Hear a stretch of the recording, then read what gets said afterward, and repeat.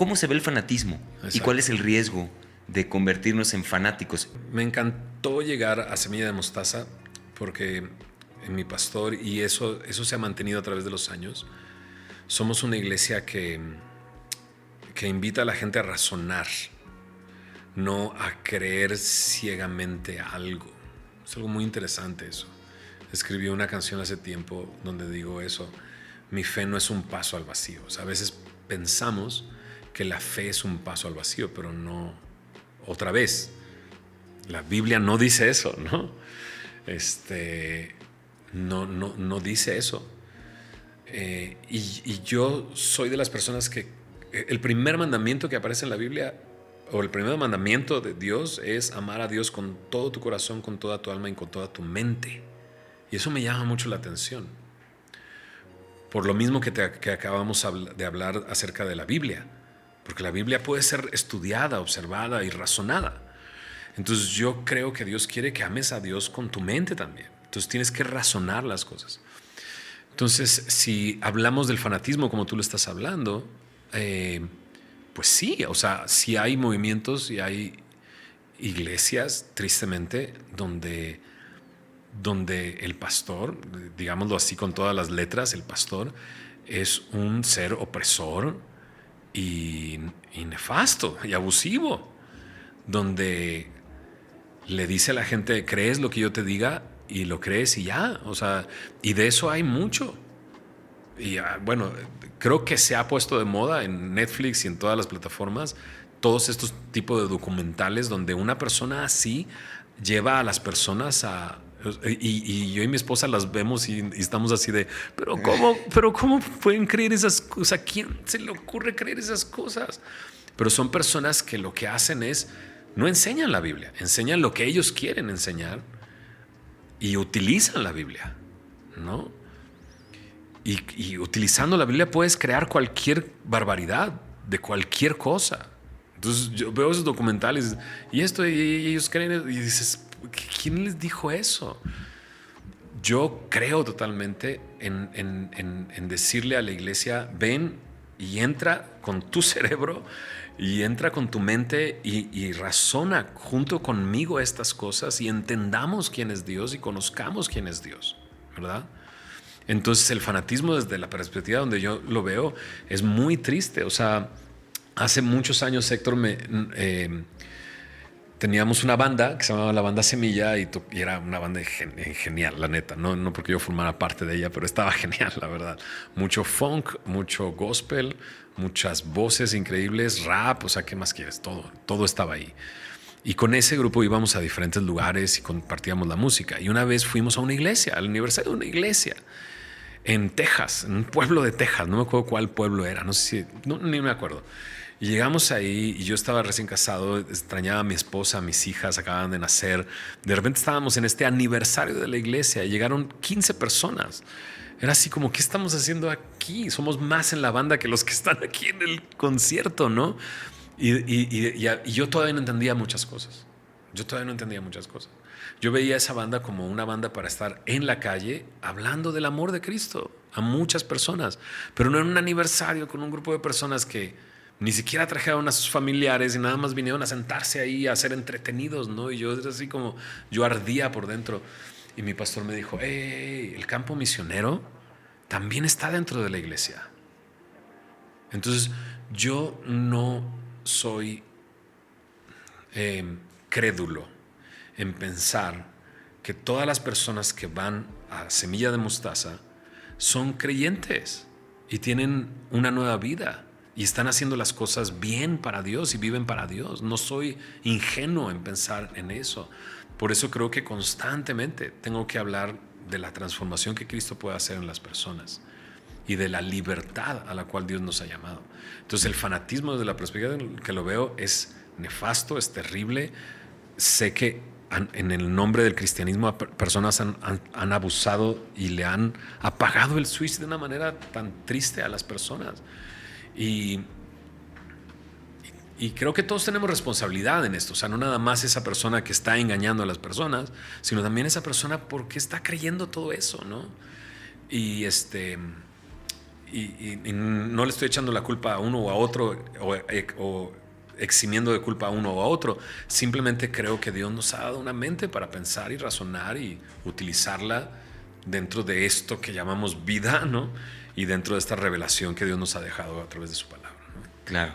Me resuena muchísimo esto que dices de la mente, ¿no? De cómo hay que usarla. O sea, si te la dieron, te dieron un criterio y te dieron un pensamiento, totalmente, pues duda, cuestiona, saca tus conclusiones como lo haces en todos lados de la vida, ¿no? Totalmente. Eso a mí me fascina de lo que nosotros estamos participando, de lo que estoy participando dentro de Semilla. Que esa es la idea, o sea, que vaya la gente y no nada más escucha a una persona, sino que le ayudemos a razonar y entender y a formar un criterio, porque a final de cuentas yo le puedo decir qué hacer a las personas, ¿no? Pero yo no los voy a acompañar a su casa, ¿no? O sea, no voy a estar ahí cuando tomen decisiones. Es como cuando tú estás criando a un hijo. Tú estás criando a un hijo y tú tienes que darle las herramientas suficientes para tener un criterio de quién es él, quién es un semejante, quién es una persona, quién es Dios, qué es el mundo, y darle todo ese criterio, porque yo no voy a estar ahí. O sea, cuando están chiquitos, pues los sientas en la silla y le dices, aquí se queda. Claro. Pero ya cuando están grandes van a salir por la puerta y van a estar en un lugar donde yo no voy a estar. Y yo espero haber utilizado todas las herramientas que yo tengo, ¿no? Para crear un criterio y que ellas, que en este caso mis hijas, tengan el criterio para tomar las decisiones que sean las mejores para ellas, ¿no? Entonces eso creo que es bien importante. O sea, creo que eso es muy importante, utilizar la mente. De acuerdo. Pues muy interesante, mi estimado Fermín. Se está poniendo muy bueno. Me está gustando el color que está agarrando esta platiquita. Sin duda podríamos, creo que, hacer varios episodios, pero bueno, vamos a hacerlo lo más eficiente. Cuando gustes. Sí, lo más eficiente. Y desde ahí quiero preguntar lo siguiente, y eso es a la gente que tiene dudas, ¿no? En cuanto a esto. Si usamos, ya hablamos de la mente, hablamos de cuestionar. Está todo este tema de creer que estas cosas pasaron, ¿no? Porque estos fueron eventos reales. ¿Qué te hace a ti tener la certeza? Digo, sin duda hay un elemento de fe, ¿no? Pero ¿qué cosas o qué argumentos has encontrado tú en tu caminar que distinguen lo que dice la Biblia y lo que dicen todos estos relatos, a diferencia de pues cualquier otro mito, ¿no? O cualquier otra historia que se puede crear en torno a lo que sea? Esto pues tiene muchos años, tiene ya un poder y hay muchos elementos. Pero tú, ¿cuáles has encontrado que te hacen rebasar este primer cuestionamiento de, hey, ¿esto fue real? Exacto. ¿O es un cuento, no? Exacto. ¿Qué le dices a esa gente que tiene esta duda y desde dónde tú has encontrado ahí respuestas? Registros históricos, básicamente. Me da mucha seguridad eso, ¿no? O sea, cuando leemos Plinio, Josefo, encuentras ahí referencias al Jesús de Nazaret, incluso hace referencias a la resurrección. Eso es algo muy interesante. Un libro que a mí me ayudó mucho al principio es un libro que se llama Evidencia que exige un veredicto, de Josh McDowell. Es maravilloso porque él a lo que se dedicó fue a copilar todos estos datos históricos de la existencia, ¿no?, de todas estas cosas. Entonces, una es esa. Otra es arqueología. O sea, tú vas a esta región, escarban en cualquier lado y encuentran restos, o sea, y registros, ¿no? Yo he estado en Jerusalén, otra vez, bueno, para empezar voy a decir, claro, yo no soy un experto en historia, ¿no? Pero estos libros me han ayudado con gente que se dedica a eso. He ido a Jerusalén, no soy un arqueólogo, pero puedo ver ahí evidencias arqueológicas de los pueblos y de los lugares. Difícilmente hay algo en la Biblia que no tenga una referencia arqueológica. ¿Se entiende? Sí. Entonces, ir al Museo de Jerusalén y encontrar referencias de reyes, de gobernadores, de todas esas regiones que se mencionan en la Biblia es algo increíble. O sea, y también la misma Biblia, digámoslo así.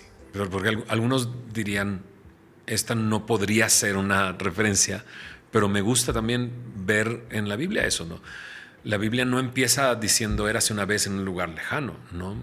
O sea, hay ciertos libros en otras religiones donde cuando lees no hay referencias arqueológicas de lo que está escrito y no hay ni siquiera referencias de la existencia de ciertas cosas, ¿no? O sea, cosas muy simples como árboles, ¿no?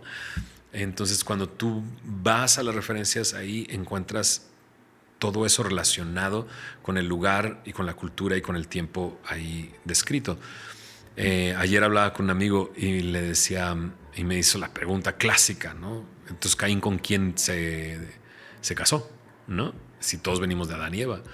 Y hay un capítulo en la Biblia que me fascina y me encanta, que para mí relaciona la creación y los primeros habitantes con con los primeros hombres que Dios escoge, Abraham, los patriarcas, digámoslo así. Y es el capítulo 5 de Génesis, donde se nos menciona este mundo prediluviano que nadie conoció, solamente Noé y su familia conocen el mundo prediluviano y el mundo postdiluviano. Y ahí también hay una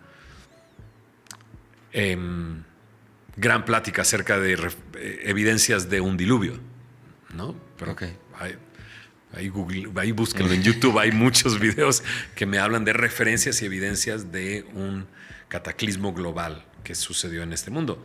Pero a lo que iba, cuando hace y describe a las personas, hace una línea genealógica y los años que vivieron cada persona, y con las referencias que aparecen ahí, encuentro que los primeros hombres conocieron a Abraham. Entonces, la transmisión del mensaje me parece muy lógico. La transmisión del mensaje y de la creación de la historia me parece bastante lógico. Entonces, hace algunos años, en los 70s, se descubrieron los rollos del Mar Muerto. Estos recipientes de barro donde adentro estaban los registros de libros del Antiguo Testamento. Entonces, no solamente, como digo, las referencias históricas, sino las referencias también arqueológicas, la misma Biblia lo que me habla, y estos descubrimientos. La Biblia es un libro que tiene muchas... hay copias muy recientes. No quiere decir que encontremos una del año donde Jesús estuvo en la tierra, pero hay muchas referencias muy cercanas a ese mismo año, ¿no? Entonces, muchas de esas cosas a mí me han dado mucha seguridad, digámoslo así, de que lo que está escrito ahí sucedió. Ok. No me queda... Para mí no es muy difícil ver como realidad esos hechos después de las cosas que... Hay libros muy interesantes, recomendados completamente.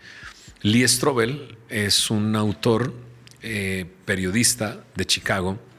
Su esposa se convierte... Hay una película acerca de esto, también ahí en las plataformas, que se llama El caso de Cristo. Su esposa se convierte y él, como periodista, se da la tarea de evidenciar que todo lo que cree su esposa es una fábula y es un cuento. Y se puso a entrevistar a arqueólogos, se puso a entrevistar a historiadores, viajó a Medio Oriente, a Londres, entrevistó a 1000 personas, y después de entrevistar y lo único que encontró fue evidencias de que esto es algo histórico, ¿no? Entonces, él escribió el libro El caso de Cristo, que es muy bueno, una gran libro de referencia, pero también tiene el caso de Dios, el caso de la fe. Entonces, se ha dedicado a verlo desde una perspectiva periodística, todas estas preguntas.